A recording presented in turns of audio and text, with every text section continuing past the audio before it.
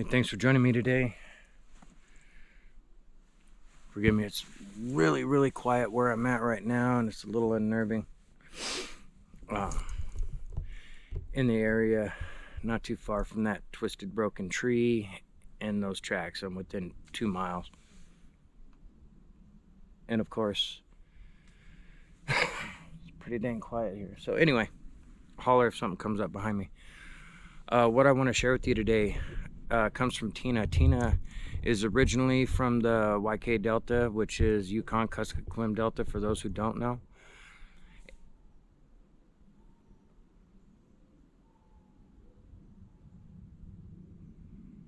Neighbor dogs. Anyway, she reached out and wanted to share what it was like for her back when she was watching her cousins. This was back in 1982. She was in town from college, basically on a summer break to help with the fishing activities, and she got roped into watching the 3 younger relatives of hers that were staying at her grandma's house, cousins. So she stayed the whole season. She helped put away the fish, the smokehouse, the whole deal, the whole family deal.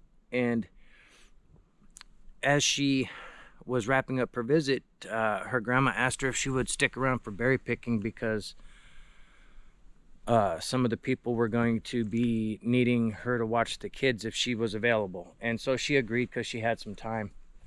So I just can't sit there and keep my back to the woods the whole time, so forgive me. And so she agreed, and her grandma ended up having to go into town for a doctor's visit. And so basically she was roped into watching these other kids because grandma was going to be gone. And it just, the way it worked out, she was kind of unhappy with it, but she liked her little cousin, so it was no big deal. Well,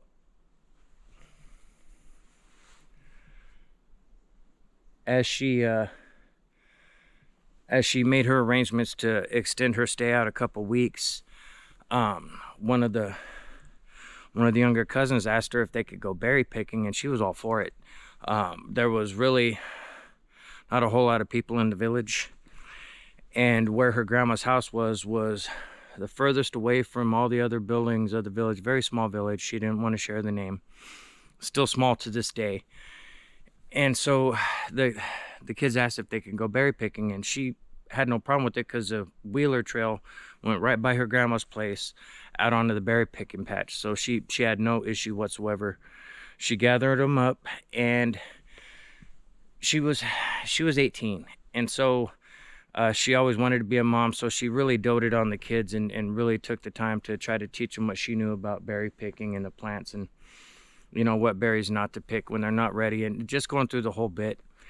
Well, they got about a half-mile away from the village, and they were not too far. A lot of tundra out that way, so there was like these little islands of black spruce here and there, and they were near one of these islands of black spruce picking the berries, and she was teaching them how to put more in the bucket than in the mouth, so they had something to show when they got home. And so she was kind of having a giggle with the kids, and one of the older ones of the 3 said, "Hey, who's that man watching us?"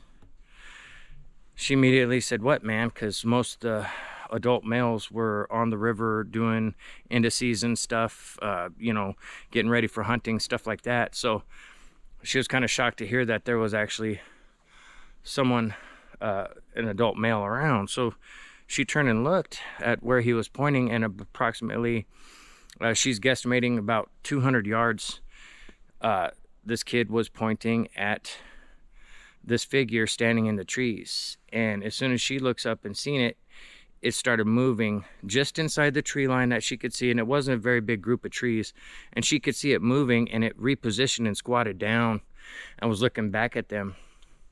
Immediately she felt sick to her stomach and asked that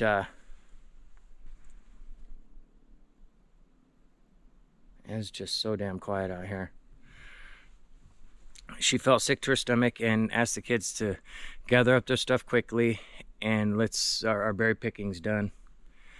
So they did that, and she's trying to keep the kids in front of her without freaking out. And she grew up hearing hairy man stories and stuff, so she was aware, but she didn't realize how real the stories were. And so even though she'd heard of her, you know, older uncles and stuff talking about seeing them before and this and that, she just always chalked it up to it's a way to control kids and keep them near home. And that was her overall attitude about it initially. So she's hurrying the kids along, and again, they're about a half mile from the village. She could see her grandma's house off in the distance, so they kept going. And she said what struck her about it is when she looked over and saw it moving along the tree line, it seemed like when it turned back to look at them, as soon as it made eye contact with her, and at that distance, because I asked, I was like, 200 yards, that's pretty, are you sure it was just not looking at your group or whatever? She goes, it looked me in the eye. I could feel it looking me in the eye, which is a creepy thought. But every time she, walking the kids along, every time she turned around and looked back at that group of trees, it was still right there until she got out of view of it. Just because of the lay of the land, there was a little bit of a rolling hill. She lost sight of it. And so she's hurrying the kids along because she can no longer tell where it's at. And she's, you know, trying not to freak out and scare the kids, but making a game of it. Let's play race to grandmas. Let's play race to great grandmas and whatnot. Just getting the kids moving.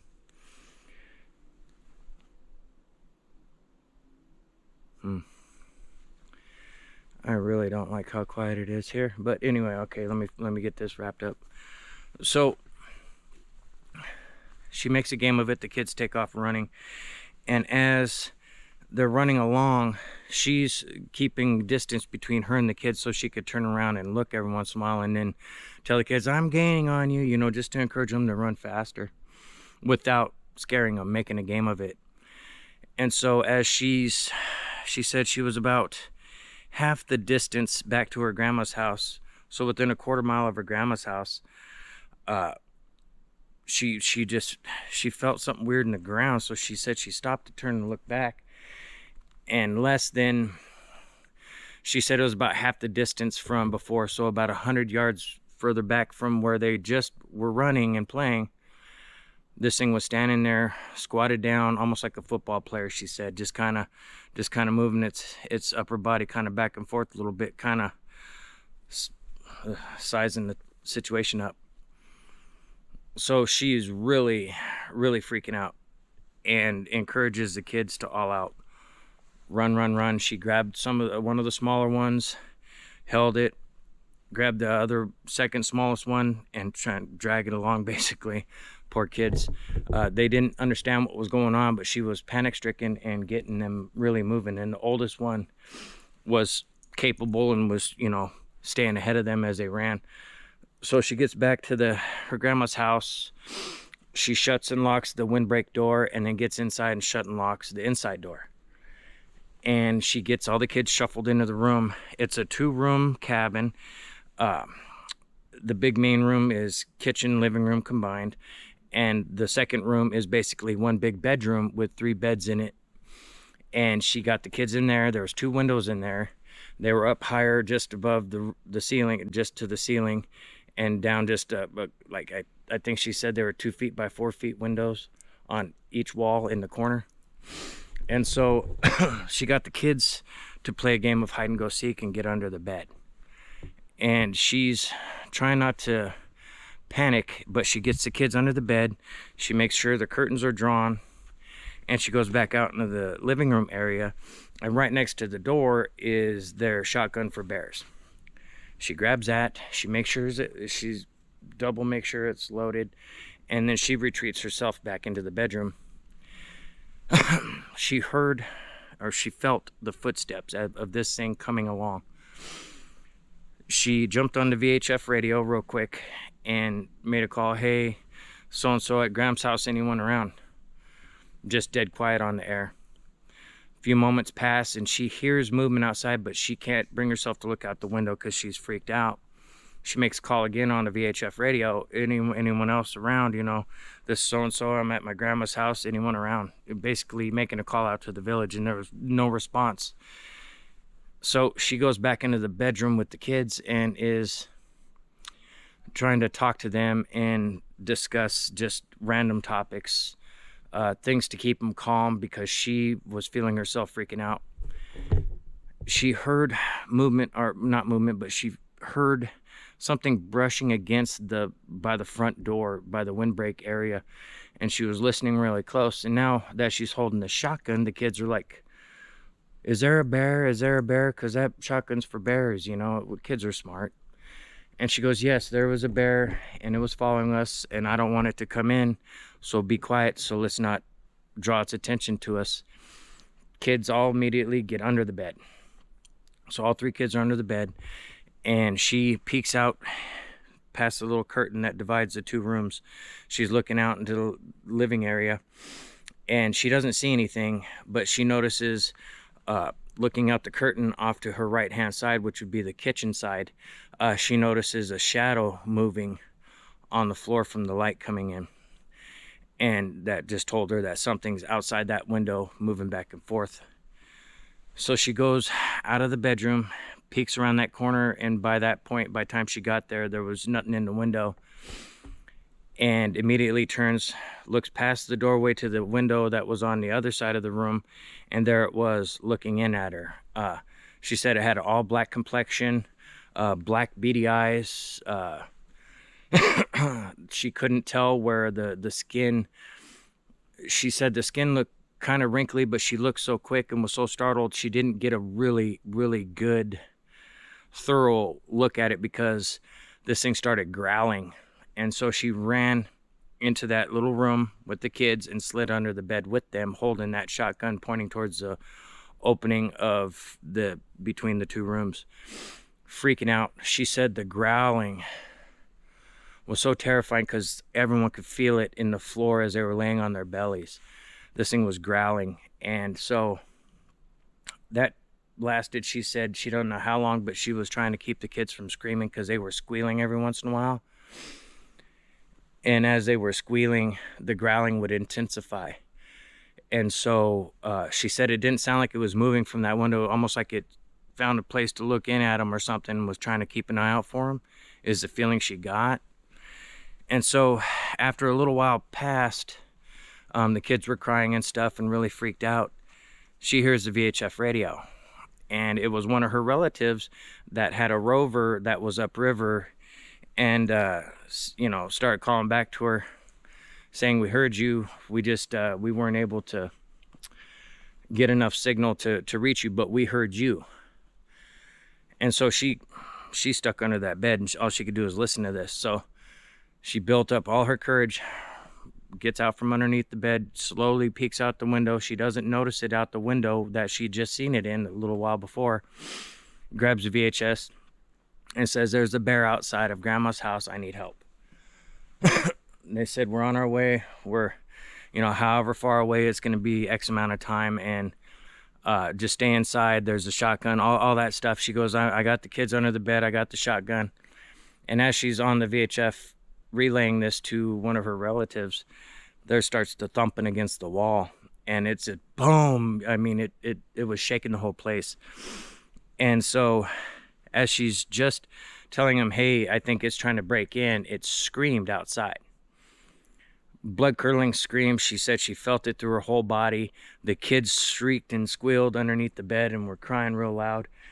And she basically dropped the VHF little hand mic and retreated under the bed with the kids. She said she sat there. She doesn't even know how long. She ran in there so quick because she had the shotgun leaning against the wall by the VHF radio. She left it there on her retreat and was too scared to get up and go get that shotgun. And they basically stayed there. And it wasn't until she heard human voices outside. She doesn't remember exactly how much later because she was crying herself. And the banging on the door and them saying, open up, open up, open up. And she recognized the voices, so she got up, came out, grabbed the shotgun on her way, unlocked the doors, and let them in. And they were telling her, hey, we didn't see any sign of bear. There was a hairy man outside. What you saw was a hairy man, not a bear. And she didn't want to say that in front of the kids, she didn't want to startle them or whatever. But now that the other adults came, they brought it up, and so the kids were super freaked out. Anyway, nothing else happened during her trip there. She went back once since then, since she graduated college some years later and stuff. And she said her grandma's house is no longer there. There's a few other, homes that were like what she would call landmarks of the village that are no longer there. And there are some newer HUD homes and stuff like that. But she hasn't been back since that one trip. I want to thank Tina for reaching out, because it was hard for her it was the first time she shared it. But I thank her for coming forward. And again, forgive me looking around and stuff. It's so quiet out here. No songbirds whatsoever. Anyway, I'm gonna get out of here. But again, thank you, Tina, for sharing that. Let's see, what else is there? Oh, the website, subarcticalaskasasquatch.com, interactive map. Feel free to check it out.